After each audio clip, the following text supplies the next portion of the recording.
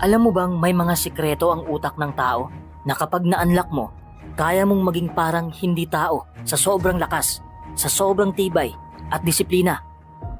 Hindi ito science fiction. Hindi rin ito kalokohan. Ito'y base sa science at ginagamit ng mga elite soldiers, Olympic champions at mga taong halos imposibleng mapagod. Pero ang tanong, kaya mo bang i-rewire ang sarili mong utak para magising ang superhuman version mo? Kung oo ang sagot mo, manatili ka rito. Dahil sa video na to, ibubunyag ko ang 10 brain hacks na kayang gawing inhumanly strong ang isang ordinaryong tao. At may isa dito na sobrang weird pero sobrang epektibo. Tara, simulan na natin.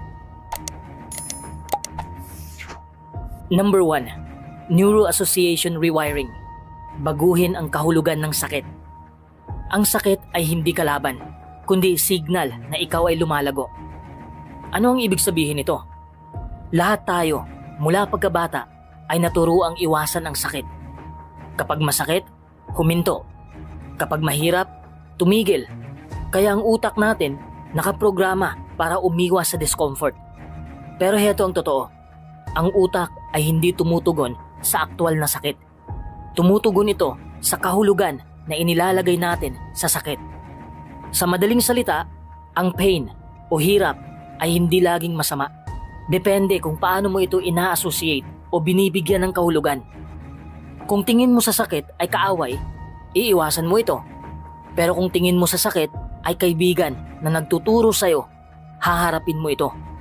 Kapag nakaramdam tayo ng sakit, physical man o emotional, ang utak natin, lalo na ang amygdala at prefrontal cortex, ay nagde-decide. Labanan ito o takbuhan. Lumaban o sumuko. Kung lagi mong sinasabi sa sarili mong, masakit ito, ayoko na, mas lalong lalakas ang negative neural pathway. Yan ang daan na nagtuturo sa utak mo na umayaw palagi.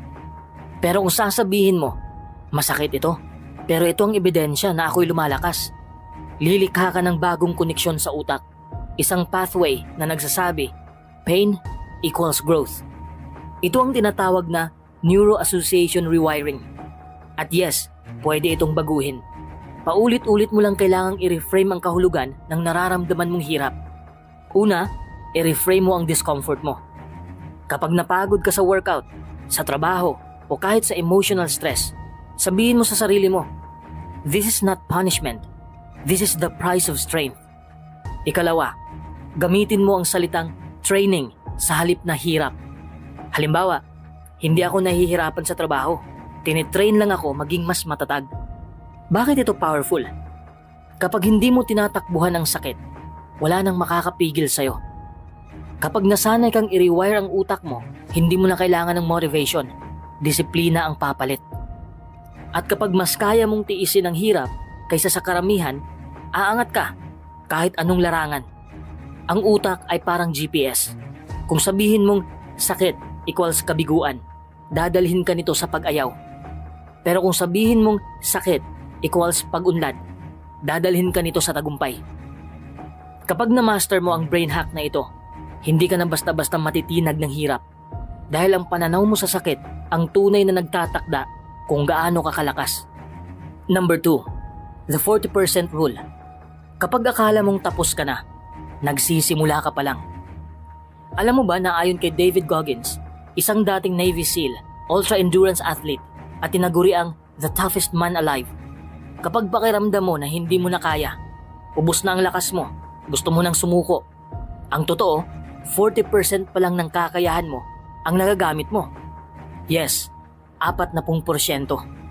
Ibig sabihin, meron ka pang 60% na reserbang lakas, reserbang tapang, focus at willpower sa loob mo na hindi mo pa naaabot. Dahil ang utak mo ang unang sumusuko, hindi ang katawan mo. Bakit ganito? Ang utak natin ay built para sa survival, hindi performance. Kapag naramdaman niyang napapagod ka o nahihirapan ka, agad siyang maglalabas ng mental signal. Tama na, pahinga ka na, masama yan. Pero hindi dahil ubos ka na, kundi dahil gusto lang ng utak mong iwasan ang discomfort. In short, hindi katawan ang tunay na humihinto, kundi takot. Isipin mo ito, Nasa PE class ka sa high school. Pinapatakbo kayo ng teacher mo ng 10 laps. Pagdating mo sa ika-7 lap, hingal na hingal ka na. Pakiramdam mo, umiikot na ang mundo.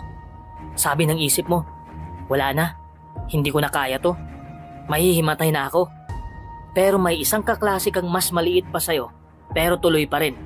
Tapos bilang inis o pride, napilitan ka rin tapusin. At guess what? Natapos mo. Anong ibig sabihin nito? Ang pagod mo sa ika-7 lap, hindi yun totoo. Hindi yun end ng kakayahan mo. Yun ang limitasyon na inilagay ng isip mo.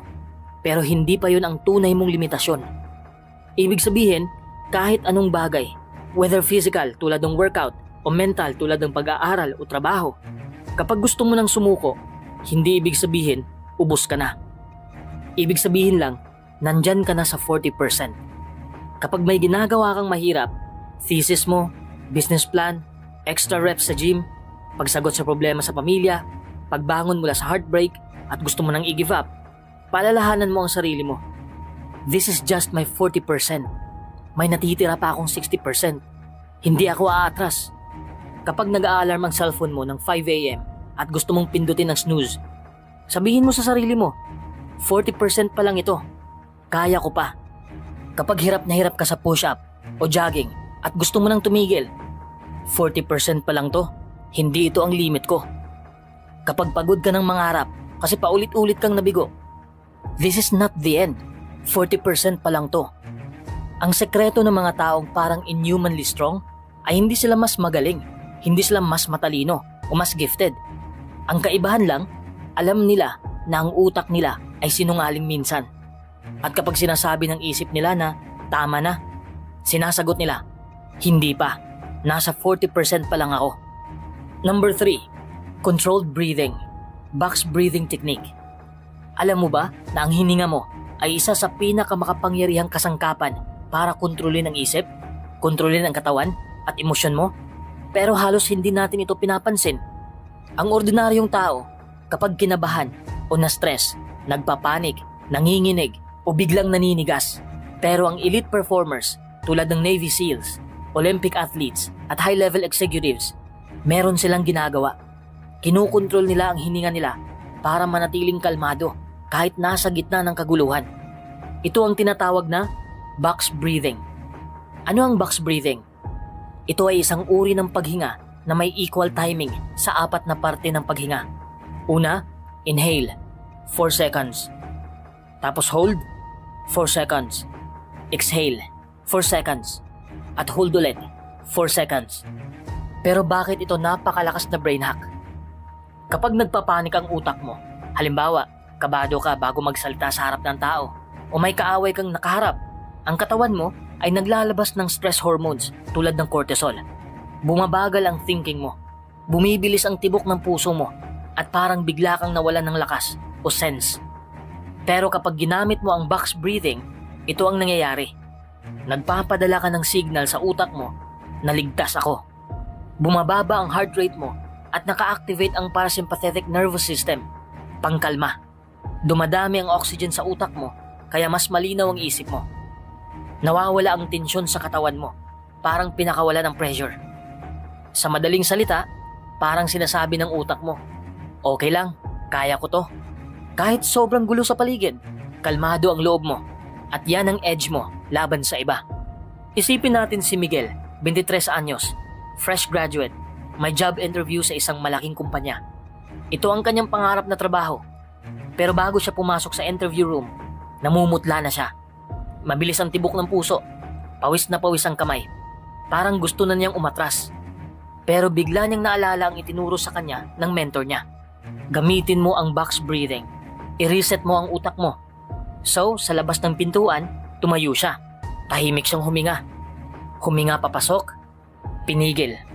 Huminga palabas, pinigil ulit. Ginawa niya ito ng 4 na beses. Pagkatapos, parang milagro, bumagal ang tibok ng puso niya. Nakayanan niyang ngumiti sa HR at sa bandang huli, natanggap siya. Hindi dahil sa swerte, kundi dahil sa kontrol sa sarili. Kailan mo ito pwedeng gamitin? Pwede mo itong gamitin bago magsalita sa harap ng maraming tao. Pwede mo itong gamitin kapag napu-frustrate ka sa isang exam o work deadline. Pwede mo itong gamitin kapag may matinding emotional stress. Pwede mo itong gamitin bago matulog kung may anxiety, bago ka magdesisyon sa isang high-pressure situation. Habang sanay ka na, pwede mong taasan ng seconds. Gawin mong 5 segundo o 6 na segundo. Mas humihinga ka ng malalim, mas lumalalim din ang focus at kalmadong state mo. Ang box breathing ay parang simpleng teknik lang, pero ang epekto nito ay tulad ng superpower. Hindi ito tungkol sa pagiging walang takot, kundi sa pagiging kalmado kahit may takot. At kapag kalmado ang isip, mas malinaw kang mag-isip, mas malakas kang kumilos. Tandaan, hindi mo kailangang kontrolin ang lahat. Kailangan mo lang kontrolin ang sarili mo. At nagsisimula yan sa hininga mo. Number 4. Dopamine control. Master the pleasure circuit. Ang dopamine ay tinatawag na motivation molecule o reward chemical ng utak. Tuwing may ginagawa tayong masarap, exciting o nakaka-achieve ng goal, naglalabas ang utak natin ng dopamine. Ito ang dahilan kung bakit ang pag-scroll sa social media, pagkain ng junk food o panonood ng Netflix ay sobrang nakaka-addict. Kasi kahit walang effort, instant ang dopamine reward. Kaya naman, dahan-dahan nare-rewire ang utak natin para gustuhin lang ang mga bagay na madali, na masarap at walang paghihirap. Sa panahon ngayon, halos lahat ng bagay ay designed para i-hack ang utak mo gamit ang dopamine. Facebook Reels, 15 segundong quick hit ng aliw. TikTok, instant tawa, instant cute, instant thrill. Junk food, high sugar, high fat, low effort pleasure. Porn, artificial na satisfaction kahit walang tunay na relasyon. Kapag nasaturate ang utak mo sa dopamine mula sa mga bagay na walang tunay na value, nawawalan ka ng gana sa mga mahihirap pero importanteng bagay tulad ng pag-aaral, pag-ehersisyo, paghahanap ng career, pagtatayo ng disiplina. Bakit? Kasi mababa ang dopamine reward ng mga ito kumpara sa social media at junk food. At kapag nasanay ang utak mo sa high dopamine, low effort cycle, nagiging tamad, malungkutin at inconsistent ka sa life goals mo. Kahit gusto mo naman talaga silang makamit. Ang solusyon, dopamine control. Hindi ibig sabihin na alisin lahat ng saya sa buhay mo. Ang goal ay ma-reset ang utak mo para ma-enjoy mo ulit ang mga bagay na may tunay na value. Kapag inangkin mo ang dopamine control, hindi ka na kontrolado ng mga artificial pleasures. Ikaw na ang pipili kung kailan ka magpapahinga at kung kailan ka mag-work hard, hindi ang notification bell ng phone mo. At kapag na-master mo ito, ang dating boring na bagay tulad ng disiplina, pag-aaral o workout ay magiging addict ka na rin, pero sa growth, hindi sa pagkaubos. Number 5. Ultradian Rhythm Hack. Work in 90-minute waves. Alam natin ang circadian rhythm, di ba? Ito ang natural sleep-wake cycle ng katawan natin sa loob ng 24 oras. Pero merong mas maliit na cycle na nangyayari araw-araw kahit gising ka. At ito ang tinatawag na ultradian rhythm. Ito ay natural na cycle ng utak mo tuwing 90 o 120 minutes kung saan tumataas at bumababa ang focus, energy at productivity mo. Paano ito gumagana? Sa unang 90 minutes, ang utak mo ay nasa peak performance. Matalim ang memorya, mataas ang creativity, mabilis magdesisyon, at buo ang energy. Pagkatapos nito, bumababa ang performance.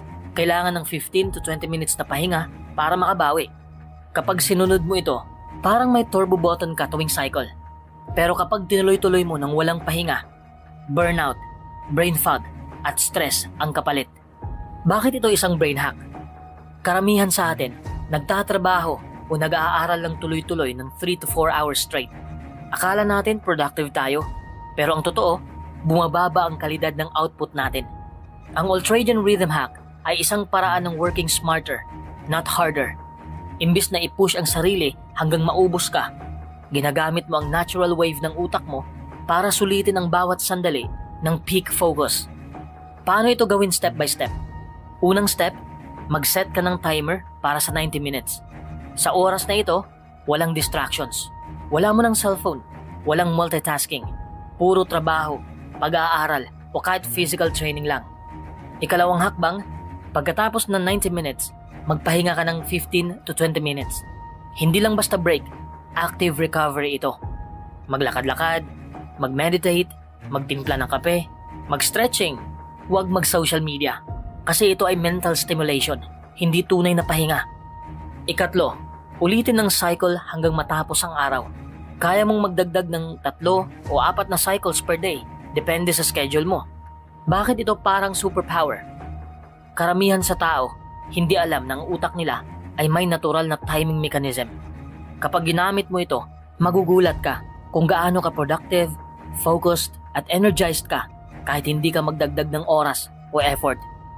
Parang biglang lumabas ang inhuman strength mo. Pero hindi dahil sa magic, kundi dahil na-sync mo ang sarili mo sa natural rhythm ng utak mo. Number 6, visualization training, mental rehearsal.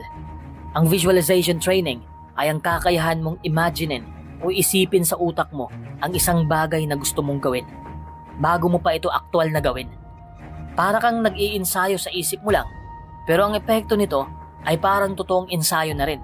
Hindi ito basta daydreaming, ito ay intentional, detailed at controlled na pag-iisip ng eksaktong kilos, emosyon at resulta na gusto mong mangyari.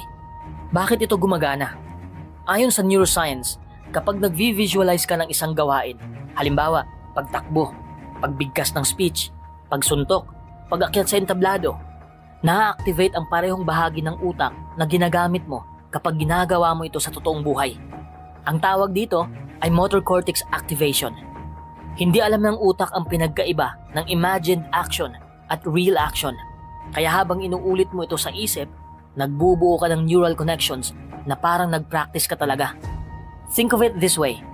Kapag paulit-ulit mong ini-imagine ang isang bagay, hinuhubog mo ang utak mo para maging bihasa doon, kahit wala ka pang ginagawa sa totoong buhay. Ang visualization ay parang training ground ng utak. Kung palagi kang nagpa-practice mentally, darating ang araw na kahit unang beses mong gawin sa totoong buhay, parang dati mo na itong ginagawa. Hindi mo kailangan maging genius o super athlete para gawin ito. Kailangan mo lang ng oras, focus at paniniwala na ang utak mo ay may kakayahang likhain ang realidad mo. Number 7, identity override. I am programming. Ang utak ng tao ay parang computer at ang salitang ginagamit natin araw-araw ay parang code na sinusunod nito. Kapag paulit-ulit mong sinasabi ang isang bagay tungkol sa sarili mo, kahit pa biro lang, unti-unting naniniwala ang subconscious mind mo na yun talaga ang totoo. Ang tawag dito ay identity programming. Mas matindi pa ito sa motivation o inspiration dahil hindi lang ito tungkol sa gagawin mo, kundi sa kung sino ka talaga. Tamad talaga ako eh. Hindi ako magaling sa math. Ganito na talaga ako. Ang mga linyang ito, kapag paulit-ulit mong ginagamit, hindi mo namamalayan, ginagawa mo na silang bahagi ng pagkatao mo. Kahit hindi sila totoo dati, nagiging totoo dahil paulit-ulit mong sinasabi. Imbis na identity ng kahinaan, gamitin mo ang identity ng lakas. Halimbawa, si Carlo ay isang 20 anyos na lalaking laging sinasabi, hindi talaga ako pang gym, wala akong tiyaga, tamad akong gumalaw. Araw-araw niya itong sinasabi, minsan sa harap ng salamin, minsan sa barkada, minsan habang kinakain ng burger sa harap ng Netflix. Resulta, kahit gustuhin niyang magbago, hindi niya magawa. Bakit? Kasi para sa utak niya, hindi siya nag-ehersisyo dahil hindi siya yung tipo ng taong gumagawa nun. Hindi ito problema ng disiplina lang. Ito ay problema ng identity. Pero isang araw, napakinggan niya ang tungkol sa I am programming. Sinubukan niya ito. Araw-araw, sa loob ng 30 araw, bago matulog at pagkagising, tinitingnan niya ang sarili niya sa salamin at sinasabi, I am disciplined. I am consistent. I am the kind of person who shows up, rain or shine. Ako ang taong hindi umaasa sa motivation, gumagalaw kahit walang gana. At sa umpisa, parang kasinungalingan kasi hindi pa naman siya consistent, hindi pa siya fit. Pero ang utak niya, walang pakialam kung totoo o hindi. Sinusunod lang nito ang inuutos mo. Pagkaraan ng 1 linggo, nagsimula na siyang mag-warm up tuwing umaga. Pagkaraan ng 2 linggo, nag-enroll siya sa basic calisthenics class. Pagkatapos ng 1 buwan, na-establish na niya ang identity ng pagiging fit person. Hindi dahil gusto lang niya, kundi dahil pinalitan niya ang pagkakakilala niya sa sarili. Bakit ito gumagana? Ayon sa mga neuroscience studies, Ang self-identity statements ay may direktang epekto sa behavioral circuits ng utak. Kapag sinabi mong, I am confident, magsisimulang humanap ang utak mo ng mga pagkakataong patunayan ito. Sa madaling salita, ang utak mo ay ayaw maging sinungaling. Kung lagi mong sinasabi na, I am mentally strong, hahanapan ito ng paraan para maging totoo yan. Kung gusto mong maging inhumanly strong, hindi sapat na basta magbuhat, kumain ng tama, o manood ng motivational videos. Dapat baguhin mo kung sino ka sa mata ng utak mo. Kasi kapag binago mo ang identity mo, lahat ng kilos mo ay susunod. Hindi ito magic, ito ay neuro-reprogramming at kaya mo itong gawin ngayon na. Number 8. Sleep optimization. Deep rest, peak strength. Kapag mali ang tulog mo, kahit gaano ka ka-determined, babagsak ka rin. Bakit critical ang tulog? Isipin mong may cellphone ka. Kahit pinakamahal pa yan, kung 10% na lang ang battery, mabagal, lag, ganun din ang katawan mo. Pero ang tulog, hindi lang simpleng recharging. Ito ay parang maintenance at upgrade system ng utak at katawan. Sa deep sleep, nire-repair ang mga muscle microtears, lalo na kung nagbuhat ka o nag-workout. Sa rapid eye movement sleep, tumatalas ang memorya, focus at decision-making skills. Kapag kulang ka sa tulog, bumabagsak ang testosterone mo, tumataas ang cortisol, at bumabagal ang metabolism mo. Sa madaling salita, kung kulang ka sa tulog, parang nagbubuhat ka ng mabigat na bato habang lasing at kulang ka. Kapag kulang ka sa tulog, mahina ka magdesisyon. Parang gusto mong kumain ng junk food kahit alam mong bawal. Kapag kulang ka sa tulog, hindi ka makapag-focus. Nandyan ka sa trabaho, pero blank stare lang. Kapag kulang ka sa tulog, madali kang matrigger emotionally. Galit ka agad sa maliit na bagay. Kapag kulang ka sa tulog, mabagal ang muscle recovery mo. Laging masakit katawan mo kahit hindi ka naman nagbuhat ng matindi. Ayon sa mga pag-aaral, kahit 5 o 6 na oras lang ng tulog kada gabi sa loob ng 1 linggo, ang performance mo ay parang lasing ka kahit hindi ka umiinom. Gusto mong maging inhumanly strong? Matulog ka. Hindi ito kahinaan. Hindi ito katamaran.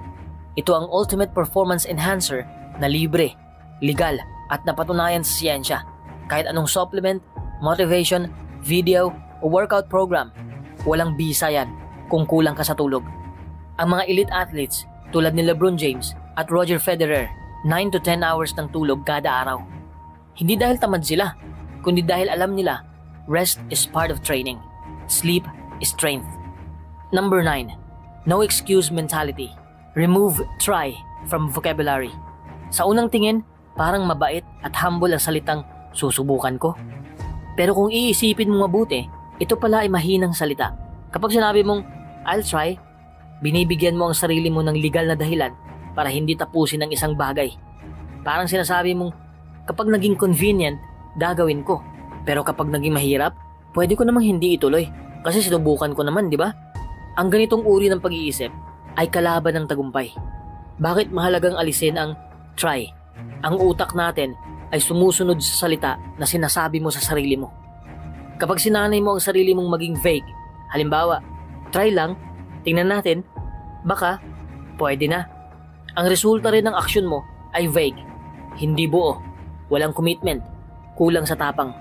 Pero kapag sinabi mong, gagawin ko, hindi ako titigil hanggat hindi tapos, biglang nagkakaroon ng mental shift. Ang utak mo ay maghahanap ng paraan, hindi ng palusot.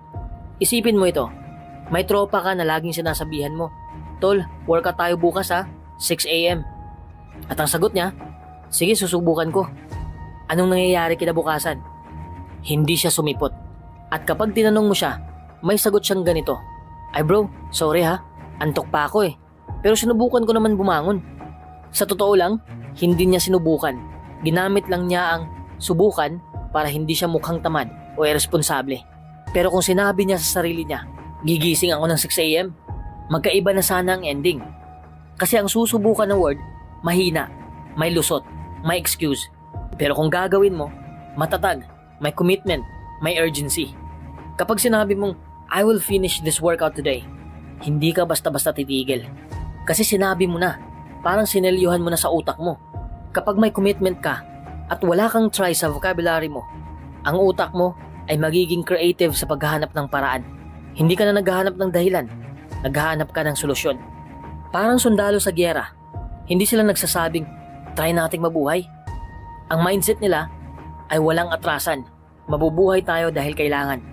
Try. Sounds harmless, pero ito ang gateway drug ng katamaran, ng pag-atras at ng average life. Kung gusto mong maging inhumanly strong sa isip at katawan, kailangan mong alisin ang try at palitan ng will at trust. Hindi ito tungkol sa pagiging perfect. Ito ay tungkol sa pagiging committed. Number 10. Survival mind trigger. Tap into primal instincts.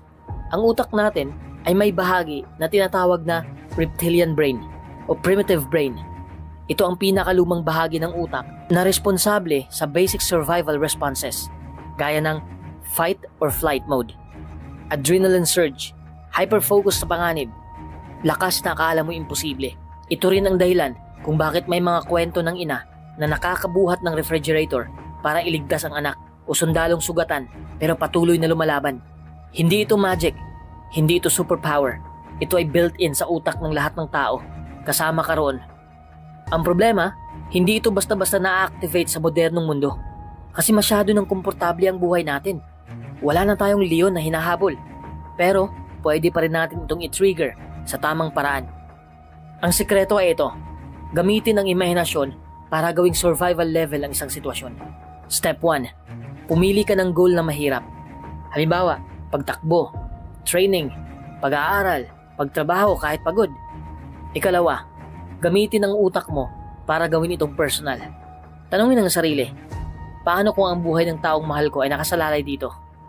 Kapag ang utak mo ay naniniwala, kahit konti lang, na may panganib o responsibilidad kang hindi pwedeng palpak, nag-a-activate ang primal strength.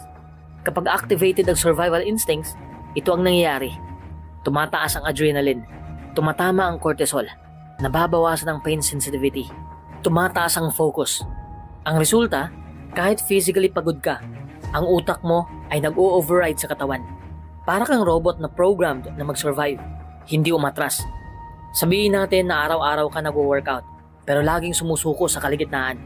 Hanggang isang araw, sinubukan mong gamitin ang mental trigger na ito. Habang nagbubuhat ka ng barbell at gusto mo nang ibaba, sinabi mo sa sarili mo, ang lakas na ito ay para sa anak ko. Kung di ko ito kakayanin, paano ko siya puprotektahan kung may mangyaring masama? Kung di ako magiging malakas ngayon, paano ko siya bubuhayin bukas? Bigla kang nagkaroon ng spark, na-activate ang survival switch. Hindi lang ito motibasyon, ito ay biological transformation. Ang hack na ito ay makapangyarihan, pero huwag gamitin para sa mababaw na bagay o ego trip. Gamitin ito sa mga bagay na may tunay na impact, pag-angat sa buhay, pagprotekta sa pamilya, pagpapatibay ng sarili sa gitna ng hirap. Ang tunay na inhuman strength ay hindi lang mula sa muscle o stamina, kundi mula sa malalim na dahilan. Kapag ang ginagawa mo ay may koneksyon sa pagmamahal, responsibilidad at dangal, ang utak mo ay nagiging sandata na hindi basta-basta bumibigay. Kapag ang dahilan mo ay buhay ng mahal mo, ang limitasyon ay nawawala. Ang mga brain hacks na ito ay totoong ginagamit ng elite performers, mula sa military special forces, Olympic athletes, hanggang sa mga high-level entrepreneurs, ay nakabase sa neuroscience at behavior psychology. Kapag na-master mo ito, magiging parang inhumanly strong ka. Hindi dahil sa kakayahan ng katawan mo, kundi sa control at reprogramming ng utak mo.